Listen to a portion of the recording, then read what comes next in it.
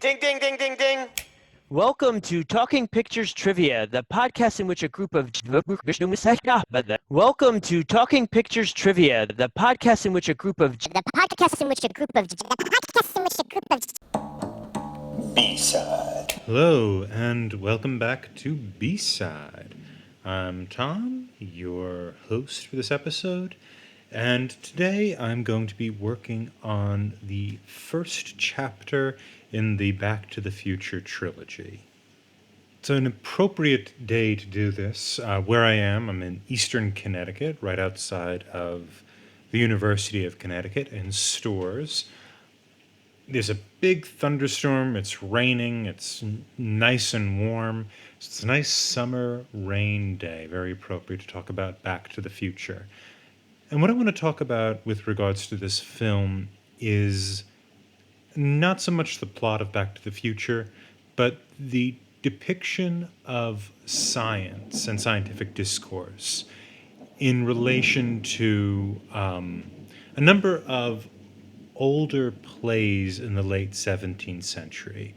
And I want to think of science in Back to the Future and science in other works, such as H.G. Wells's The Time Machine. Now, I know The Time Machine is a Victorian work, not a late 17th century work, but I think it all sort of connects together.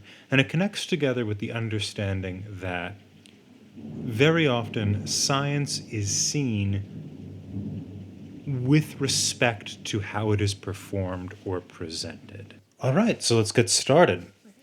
One of the things I'm going to argue for this podcast is that film and The Time Machine are both great metaphors for one another. Or we might say, since time machines don't exist, that film is a great metaphor for a time machine. In order to understand the connection between cinema and film, I want to go back and look at a bit of the history of the depiction of scientific inquiry and scientific creation. By creation, I mean the sort of work that we see Doc Brown and Back to the Future do. He is making gadgets, so to speak, based upon our understanding of the human condition, and he's then going back and using these to expand what we know about the world. He's not doing it to make money or for the glory of God or anything like that. It's for the pure sake of discovery. And I will let you know right now that if you hear thunder or rain in the background, I'm doing my best to mute that. I'm hiding out in my bathroom with a bunch of blankets to dampen the sound, but there still seems to be some thunder coming in, so my apologies. But anyway, let's get into it. We see in the third book of Gulliver's Travels by Jonathan Swift from 1726, that Gulliver visits the flying island of Laputa. There he discovers the Academy of Legato, and this is what we get from Swift's work. This is what Gulliver writes that he observes. Quote, "It seems the minds of these people are taken up with intense speculation, that they neither can speak nor attend to the discourses of others, without being roused by some external taction upon the organ of speech and hearing." End quote. This book does capture the feeling people of the late 17th and people of the early 18th century had with regards to what was known as the Royal Society. Now, the Royal Society is an organization that was founded in England in 1660 and granted a royal charter by Charles II. And yes, it is still in operation today, as I mentioned on the A side of this podcast. And that makes it the oldest natural science institute in the world. In the early years, the society would revolve around experiments performed by kind of different major figures. One of the first of these figures was Robert Hooke, who was one of the very first chemists and started inventing the microscope. You also see Denis Papin, the inventor of the precursor to the steam engine. So these were major figures, and they were kind of developing these different kind of gizmos or gadgets in order to help understand the natural world. By the 18th century, we can see such greats as Sir Isaac Newton and Benjamin Franklin partaking in the Royal Society. But the Society's reputation began to dull, began to suffer. Political concerns began to dominate the Society, and a circle of Whigs started to dominate the inner workings. So, just to let you know, the two political parties is a bit of a crude term, but political ideologies maybe in England at this time, looking at the early part of the 18th century, was between the Whigs and the Tories. The Tories come out of this royalist tradition, this respecter of the Stuart monarchs, who by the early 18th century were gone. I believe George I, the Hanoverian king, takes control, I want to say in 1714. I'll look that up. And the reign before him was Anne, the daughter of James II. James II was a Stuart monarch who left the throne in the bloodless revolution of the late 1680s. And after that, that kind of marks the point when we start to see more of a parliamentary rule. We start to see the prime minister, who becomes established in the 18th century, Robert Walpole being the first one, take a more prominent role in politics, and the royals taking less of a role. George III is kind of an exception to this. George III, later in the century, he takes control in 1764. He's a little more aggressive, but basically, from the end of the 1680s to today, the power of the royals had been greatly diminished. The people who were kind of a little more gung-ho about parliamentary rule, who were a little gung-ho about kind of economic wealth and prosperity and the movement between classes, these people were the Whigs. As I said before, the Tories were the royalists. And the Whigs started to dominate the inner workings of the Royal Society. So you can imagine that once there's a political movement that not everyone is on board with take over an institution, that institution begins to dull in terms of its common practices. The reason for the kind of Whig domination of the Royal Society was, despite its name, was that economic mobility and economic advancement was connected to scientific endeavors, just as it is today, right? I mean, I don't remember the exact stat off the top of my head, but a great percentage of our economy is using quantum information in order to do it. Back then, it wasn't quite as dominant. Quantum wasn't there at all. But people saw scientific invention as being possible projects that one could invest in and, advance the society. This wasn't just in private business, though it was there, but also in public works projects, for example. There was a major concern involving improving waterways. And so a projector, someone who had these kind of projects, wanted to come into London and improve the waterways there. But that was the kind of work that the Royal Society was going into, and that was part of the reason why it became politicized and why it became politicized with a dominant Whig presence at its core. Many writers, especially in the theater, poked fun at the society.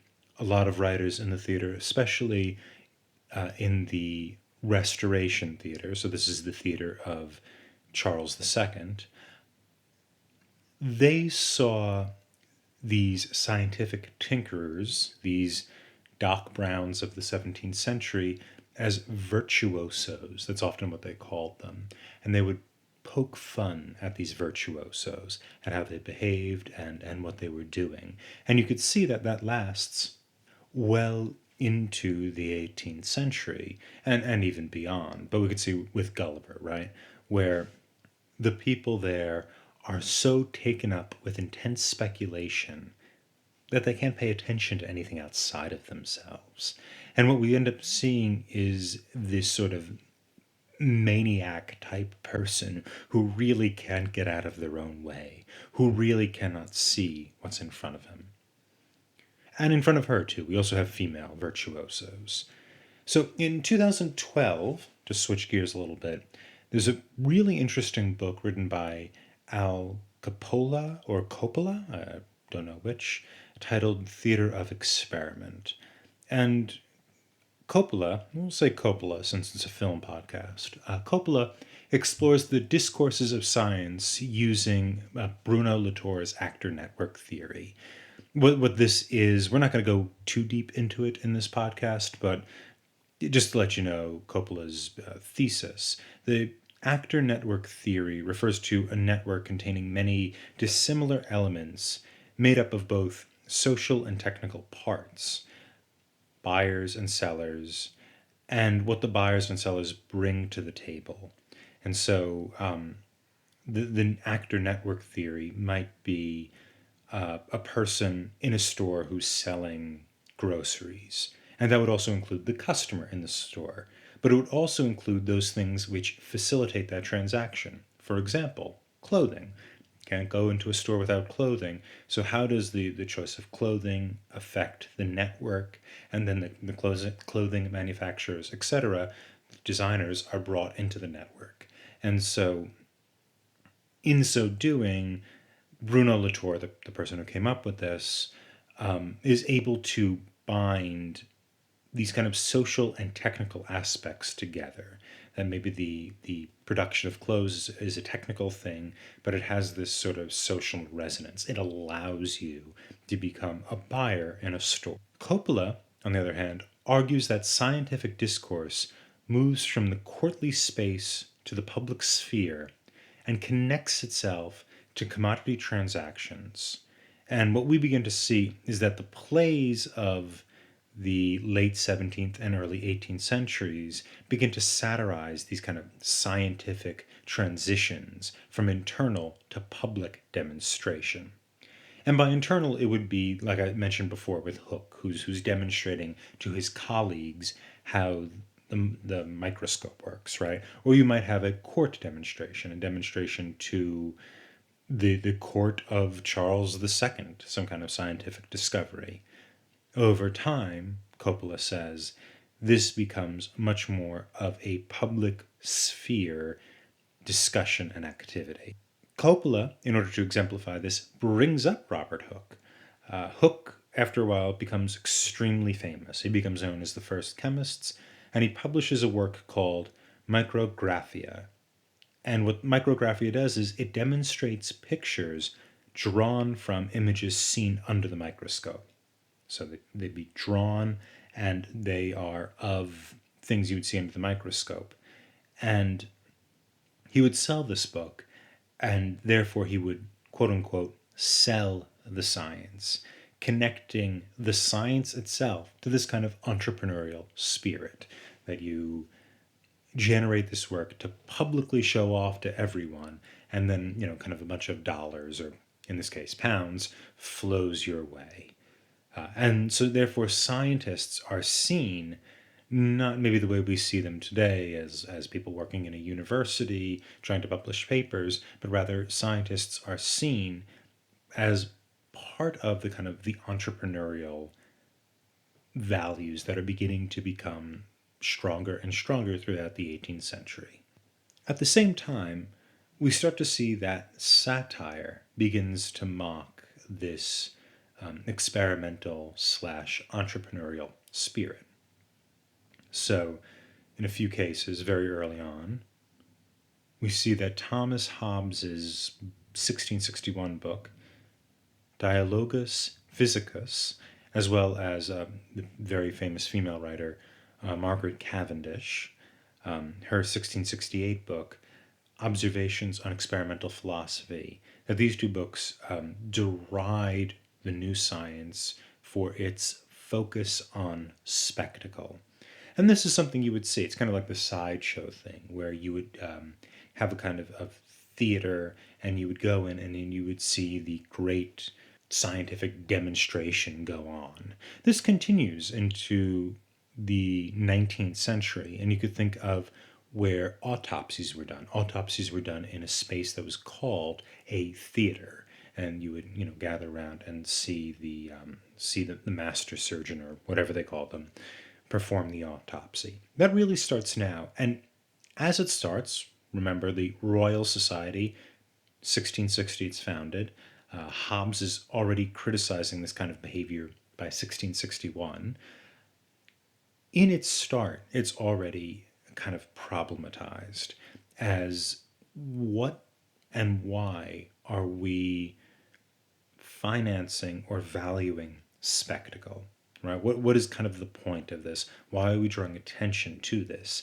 And if you're like Hobbes and have kind of a royalist bent, to say the least, about good old Tommy Hobbes, then this is going to be a problem. Now, it's not exactly idolatry. We're not talking in religious terms here, but we are drawing eyes upon something that isn't this kind of hierarchical, aristocratic, royal peerage. And this becomes kind of a problem for writers like Cavendish and Hobbes, both of whom are inclined towards the royalist spirit. In other works, we see, for example, in the drama by Aphra Behn, her last drama, The Emperor of the Moon, which premiered in 1687. And then later on, Susan Centerleave's A Bold Stroke for a Wife, that premiered in 1718. These works start to demonstrate these attitudes towards science and towards the Royal Society by both creating, in their own way, these kind of proto-Doc Browns. Centerleave creates the character of Periwinkle, who spends all day obsessed with inventions and foreign trinkets and discoveries, and is really interested in an inheritance so that he can continue to finance his kind of discoveries, and also in possibly going overseas and beginning to investigate more. Aphra Behn, also a royalist, also part of this kind of Tory spirit. In her final play, she depicts Dr. Baliardo, who obsesses over the moon. He's always looking at the moon through a telescope, and he believes that it's inhabited. And in the play, Baliardo is seen as someone whose obsession is more like a disease. It's something that needs to be cured of. That he's so focused out there on the scientific thing that he's not being kind of a proper person in the world. And so those are kind of two examples of satirizing, efforts to satirize the virtuoso, the scientific projector, the scientific discoverer. This continues later on. We see in Charles Dickens' famous book, The Pickwick Papers, there's a satire of science. And it's this one scene when this elderly man who's really kind of science-minded, he goes on a long ramble at one point in the book about electricity after seeing the lamp of one of the novel's main characters. And so there's this little moment where he's kind of going on and on about the details of electricity in this kind of very excited way. And once we get into the 20th century, the concerns about science, especially after developing the bomb, become far more biting in their satirical commentary. One example of this I think we can think of from Aldous Huxley's Brave New World, which involves a depiction of a future pseudo-utopian space. It's this great thing, nobody's in pain, etc.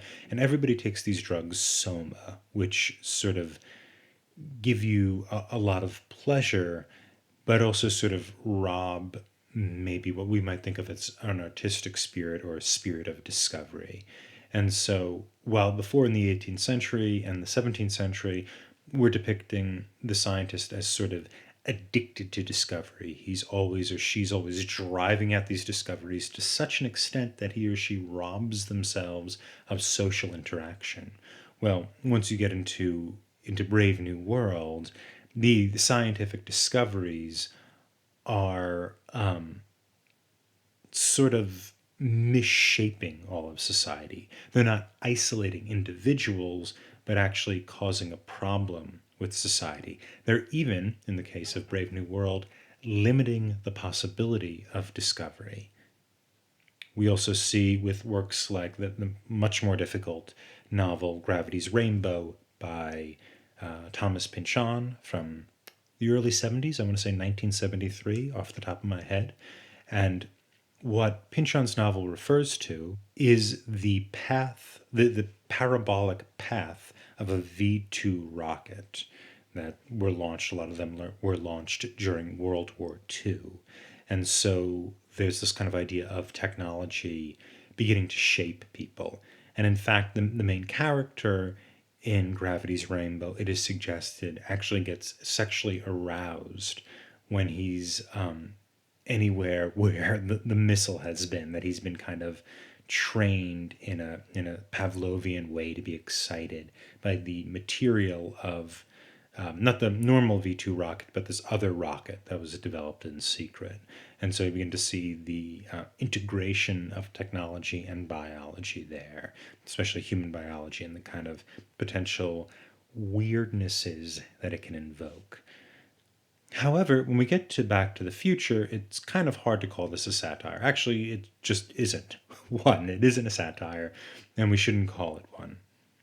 So, what I want to do with Back to the Future then is look at this article I found in the journal Adaptation. The article is called "There's Something Very Familiar About All This, Time Machines, Cultural Tangents, and Mastering Time in H.G. Wells's The Time Machine and the Back to the Future trilogy." This was published originally in August of 2016, the journal again, Adaptation, and the author is Surcha Ni-Flen. I'm having a little trouble pronouncing it. It seems that it's from one of the Gaelic languages, the name. And what this author argues, or what this author brings up, is a comparison between Back to the Future, the invention of cinema, and the invention of mechanized time travel, or at least the fictional invention of mechanized time travel. So, what the author begins with is H.G. Wells's novella, The Time Machine. This novella was originally published in 1865, and the plot of the book is as such. It's a kind of a framework in which an unnamed person goes to the house of another unnamed person who becomes known as just the time traveler, who has invented a time machine and then demonstrates it for the audience. Then the narrative switches to an account by the time traveler of his adventures in the future, like 800,000 years in the future, something like that. And then the time traveler returns to this Victorian dining room again. And so what we have here, much like in the Royal Society of old, a public demonstration, part private, because we're in a private home, but also kind of part public, people are invited in, of the advancement of technology. There's a little bit of skepticism about it. In the end of the book, the time traveler returns, but then later he disappears again, and we learn that the second time he disappeared, he hasn't come back, and it's been, I believe, 3 months since he had gone. So it ends on this kind of suspicious note, I would say. But up to that point, what we have again is the public demonstration of time travel. And the 1890s were also a great time for cinema, another great technology that is publicly demonstrated and shows an ability to recapture or even control time. 1893, the kinetograph of Thomas Edison is invented. And there's a great museum in Astoria, the Museum of Motion Picture. And in that museum, you could go back in history and see a lot of the initial Thomas Edison little short films he did. And there might be of Sandowski. Eugene Sandowski was the bodybuilder. I believe the Mr. Olympia trophy is still named for him. You could see a video of him posing. You could also see a boxing match. I think it's Gentleman Jim Corbett. I may be having my heavyweight champion listed wrong, but I believe that was who it was. And you could read about the history of trying to film it, where they had to keep moving the ring around in order to better capture the light. And so Edison invents this thing, and really it's kind of a sideshow trick, right? Much like the time machine in Wells. It's a demonstration. It's a form of entertainment. It's a form of theater. The 1890s also saw the Lumiere brothers. That is Auguste and Louis Lumiere, who in January 25th of 1896 released their film The Arrival on a Train at La Cité Station. And what this depicted was a train. The camera was at a train station and depicted the train driving up to the station. This was shown in a southern part in France, and according to a German periodical, the people jumped up and even some of them ran out of the theater. Now, this interpretation of what happened, or this account of what happened, a lot of evidence suggests that it may actually just not have been true. But whatever, we still get the idea, right? That this technology is about trickery. Even George Méliès, the first kind of great experimenter with special effects, the most famous one being the kind of the man in the moon, who a rocket flies up to the moon and it hits the man in the moon's eye. I think that's probably the most famous George Méliès moment. But a lot of his work involve special effects, people vanishing all of a sudden, using editing and things like this. And this all became part of the kind of the idea of cinema. It wasn't necessarily about narrative. It was about spectacle. The kind of thing we might imagine at a carnival. And even in Hugo, the Martin Scorsese film based upon a popular children's book, we see a depiction of the Lumiere brothers event, and it's at this kind of, it's in this tent, right, outdoors in France. And you go into the tent and you buy a ticket and you watch this this movie, and it feels very much like a carnival. And that was kind of the idea of science and cinema at this time. And we could see the 1890s being a time when this happens. It's also the time, as I mentioned before, that we first see this idea of mechanized time travel. Not that we hadn't seen time travel before. A Connecticut in King Arthur's Court by Mark Twain had been published a few years earlier, I think the 1880s, 1888, something like that. And even A Christmas Carol by Charles Dickens was published in 1843, which also depicts a sort of time travel. Ebenezer Scrooge goes into the past and sees his past. He goes into the future and sees a potential future, even though he can't really make any changes in the ways Wells' time traveler can, or Marty and Doc can in Back to the Future. And so I would say that the DeLorean, that the act of time traveling, that going into the past and changing things up becomes a great metaphor for what cinema itself does, and even what the particular film Back to the Future is doing. Back to the Future has this sort of glossy, somewhat idyllic version of the 1950s. There's little holes in this, right? I mean, George McFly is a peeping Tom, which is kind of creepy. But for the most part, the 50s version of this town is very bright and shiny and new. And the 80s version of this town, well, I wouldn't say run down, is certainly beaten up a little bit. And what the time traveling story allows us to do is recapture the past and bring it into the present. Bring into the present a world we would prefer. We could imagine that in the way people talk about the 1950s today, as this idyllic time, as this time when you had a robust middle class, as this time when people were just better. We were just better and more American and all this stuff in the 1950s. And you're able to call on the 50s and bring it into the future and make the future better, or at least attempt to make the future better. And that's what Marty and Doc do here. They go into the past, not intentionally, and they end up improving the future. They end up fixing the future, using the 1950s to change things around. The connection there between our understanding of science and our understanding of spectacle, is also linked in the cinema. When we do Back to the Future 2, I think at the time of this, by the time this B-side gets released, we will have recorded Back to the Future 2, although we have not yet. In Back to the Future 2, we start to see advancements in special effects. Industrial Light and Magic developed something called chroma keying. And what chroma keying did was it allowed the changing of the background via green or blue screen. The camera that did this was the Vistaglide camera, built by, as I said before, Industrial Light and Magic.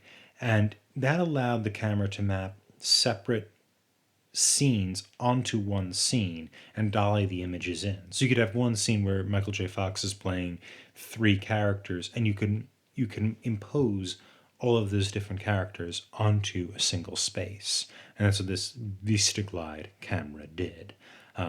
And part of the appeal of Back to the Future 2, I'm not a huge fan of this movie, but part of the appeal for an audience member in any kind of summer blockbuster special effect type spectacle is the advancement of the technology. We actually get to sit back and, through the vehicle of a traditional three-act narrative, are able to absorb this kind of great demonstration of technical mastery. And Back to the Future 2 does that. Jaws did that too about 10 or so years earlier for Spielberg. And Spielberg directed that movie. He produces this movie. He's got his hands over this idea of technical mastery.